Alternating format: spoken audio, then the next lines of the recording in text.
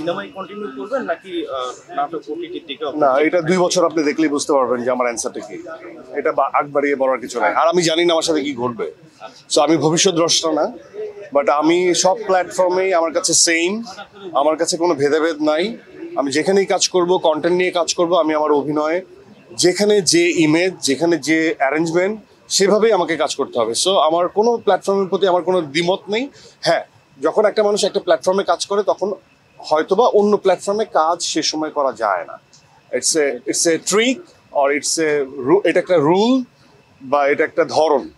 হ্যাঁ, সো আমি যখন রেগুলার সিনেমায় কাজ করব, এখানে অনেক দীর্ঘ সময় দিতে হয়। সো আমি অবভিয়াসলি আমার পক্ষে নাটকে কন্টিনিউ করা সম্ভব হচ্ছে না। কিন্তু এমন না যে আমি যখন আবার ইভেন্টফুল আর একটু নিজের সহাবস্থানটা অনেক একটু দৃঢ় হবে, তখন হয়তো ইভেন্টে আমি নাটক করব। কারণ আমি কখনো নাটক ভুলতে পারবো না, ওইটা আমার রুট, ওইটা আমার শেকড়। আমি যেমন কখনো মডেলিং ভুলতে পারবো না, কারণ আমি অ্যাজ এ মডেল নিজেকে আগে আমি তৈরি করেছি, তারপরে নাটকে এসেছি, তারপরে থ্রেট ফিল করছি যে মডেলরা কাজ করতে পারে না।